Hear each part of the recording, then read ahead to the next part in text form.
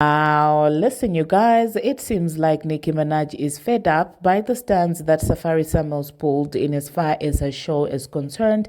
And we're also going to be talking about how this man clearly was trying to use Nicki Minaj for promotion, of his upcoming show. And we're also going to be discussing about Nicki promising a dress to a fan who requested for that. DJ Boof had some things to say about Nicki Minaj. And we're also going to be talking about Rihanna and ASAP Rocky. Tyler's Deluxe is coming up, and it seems like Piers Morgan is out there apologizing. And at the same time, ATL Jacob and Akademiks are fighting. Now, what is the deal between those two? Now, these are some of the things that we are going to be talking about in this video. Hello, tea lovers, and welcome to the tea blog.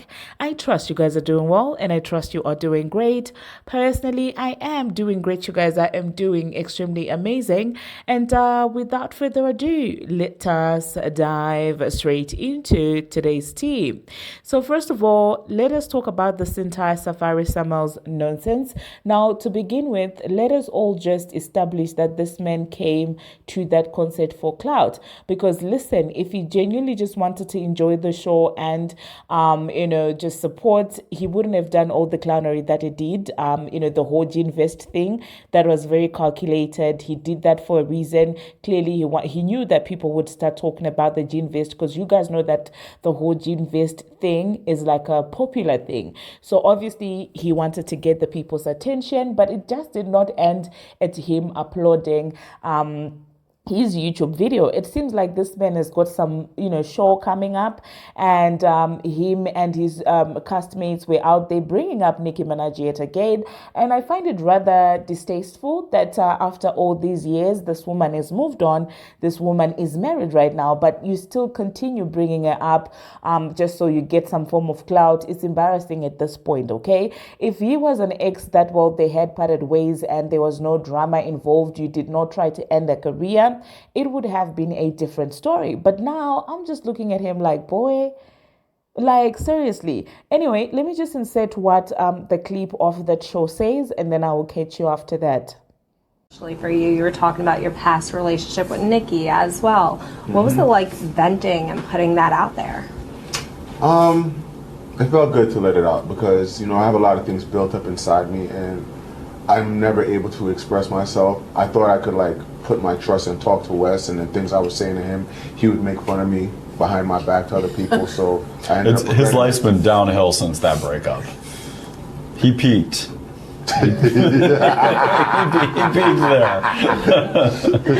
So you really don't know who you can trust? Absolutely not. Her career skyrocketed the second that she left him. Yeah, I left. You're going up. You're on the show. You got Teresa next to you. It's all uphill from here. Don't listen to Wes. Well, there you heard that, you guys. Clearly, these guys are using Nicki Minaj yet again for clicks and views, because why are we still talking about Nicki Minaj and Safaree's relationship in your show? You had an entire family and you had two entire children out of that family. So how come your friends are all about Nicki this, Nicki that? How do you think your ex-wife actually feels? Because you got married to this woman, you created a family with this woman, but no, you'd rather talk about Nicki Minaj all day. You'd rather use Nicki Minaj to promote your show. If this is not clownery, I don't know what is, okay? And it's very surprising that when you click in the comment section, you hear people acting like it's normal for Safaree to do what he did. I've got a quick question for you. If you parted ways with your ex because your ex was out there swiping your credit cards to buy some hoo-ha, because allegedly this is what this man did. Your ex takes your credit cards and then swipes your cards to buy some hoo-ha, and then on top of that, you're even getting physical. Like, would you want that type of ex to pull up at your workplace? Because it seems like when it comes to Nicki Minaj, you guys are like, well, deal with it or get over it. But anyway, before I explain further, let me just insert what Nicki had to say, and then I'll catch you after that. If I want to go to a concert and be completely incognito, I would know how to do it. When people aren't happy, they go out of their way. You see, literally and figuratively. They go out of their way where someone who's minding their business, being at peace, And again, everyone knows how to go to watch anything and be incognito. I'm a fucking superstar. If I want to go to a concert and be completely incognito, I would know how to do it. Okay? I ain't filming myself and all that shit, doing fucking TikTok. Like, what the fuck? But every motherfucking time they bag running low, honey. And if y'all don't get their asses together, that hiatus Well, there you heard is what going Onika had to say. So, continuing with what I was talking about, imagine that crazy ex. If you've ever had a crazy ex, you would know what I'm talking about. Imagine that wild, crazy, stalkerish ex coming to your workplace and people applauding him and him coming to say that, well, it's all love. Like, this is gaslighting at its finest. And it's very surprising to see a lot of women faulting Nicki Minaj and, saying that she shouldn't have done that. She should be grateful that Safaree is coming to her show. Are you serious? If it's true that indeed he got physical with her and, that call is actually there on YouTube. And so imagine the trauma of seeing that person in the crowd and you're out here performing. Like, you guys, honestly, I understand when people say that it's protect black women until it's Nicki Minaj. And people also gave an example to say, imagine if it was Patterson Fontaine who had decided to pull up at a Bongo 2 show. You guys would have called him a stalker. But well, with Patty, there was no drama even. There was not that much drama. If anything, Bongo 2 is the one who had the drama. But still, people would call him a stalker if he decided to Bongo 2 show. But when it comes to Nicki Minaj, he's justified for doing that. It was a huge part of her career. Oh my goodness, this and that. Now, I hope you guys never have to deal with, obsessive ex-boyfriends, because if you deal with one, trust me, you would understand why this is so annoying. Okay. Like, what support are you talking about? Where was this, I don't have malice when you were going on DJ Vlad saying that you wrote all her raps? Like, where was that? Where was that love? Where was that love when you were out here saying that you clearly take Remy Ma's side? What changed? Where was that love, you guys? Where was that love when you continuously talk bad about this woman? Now she's on her successful tour. She was about to wrap up her tour, and somehow you find a way to make it about yourself, and you're coming in saying that, well, it's all coming from a positive place. But one thing about God is he does see intention. You can, lie to the entire crowd and everything, but one thing about him is he sees right beyond. He sees right through the BS. On top of that, you guys, this clown went ahead and tweeted this. He said, I was by the bar at the concert when Romance Revenge came on. I dropped my drink, screamed and ran back inside, screaming my lungs out, laughed my behind off. It all happened so fast though. Nobody caught me at that part. I was so excited. I'm sorry I'm not mad, guys. Sheesh, we're all allowed to have fun. Okay, bye. And people are like, oh wow, there's nothing wrong with you having fun. It was expense, really. And it's very saddening to know that this man is behaving this way because he knows that he can get away with this. Because obviously the dislike and the hate that people have for this woman will overpower any kind of logic that anyone has. The moment somebody sees, well, it's being done to Nicki Minaj, all of a sudden, all is justified and Safaree is so entertaining. Oh my goodness, he's such a funny guy. He's such a this. It's scary to watch, you guys. I just hope God keeps on blessing this woman and that she keeps soaring higher. Because had this been done to any other woman, you guys would be singing a different tune. The next thing that we are going to be talking about, we're going to talk about Nicki Minaj. It seems like there is a fan that was out there asking to get a dress from Nicki Minaj. She was specifically asking for her pink dress, but it seems like Nicki Minaj said, I've got better for you, and she decided to gift this fan with a brand new dress. Now, this is pretty much how the comment went, and I'm pretty sure that when the girl posted this, she was probably not expecting to get a response, but Nicki, being the generous queen that she is, this is what she said. So initially, the person said, "Can you give me this pink dress for my graduation?" And Nicki said, "Not mine, a new one. When would you need the dress by, babe?" And yeah, I mean, I love to see that she got lucky this one, and I'm sure she's gonna get such a gorgeous dress for her graduation. I mean, we love to see all of that, but of course, these are some of the things that these blogs do not highlight. And we're also going to be talking about DJ Boof. It seems like he had some words to say about what Nicki Minaj told him, and he posted a video of himself in Gig City and basically told us what Nicki Minaj told him about his career, which is that he is no regular schmegular DJ, that he is a special DJ. And this is who people try to say, "Oh my God, Nicki is so mean to DJ Boof. Oh my goodness, DJ Boof is not being treated right by Nicki." And I'm like, you don't even know their relationship. This man refers to Onika as his sister. And you guys feel like just because they are playing around saying, "Don't sign my fans, girlies," then it means that Nicki is being mean to DJ Boof. I'm just like, you know what? People just run with negativity. And on that, honestly, I have to say he's no regular DJ. I do agree with that, okay? He is the world's famous DJ, like he always says. And I mean, he runs this stuff. He captioned the video, "My sis Nicki said, 'You're more than a DJ, you are a performing artist. There is no DJ seeing me when it comes to the DJ game on every level. Argue with your mama,' the world famous." And of course, he attached a video of himself in Gig City. So let me just quickly insert that and I'll catch you guys after that. DJ Boof, come see what I'm about to do. The day in the life of DJ Boof.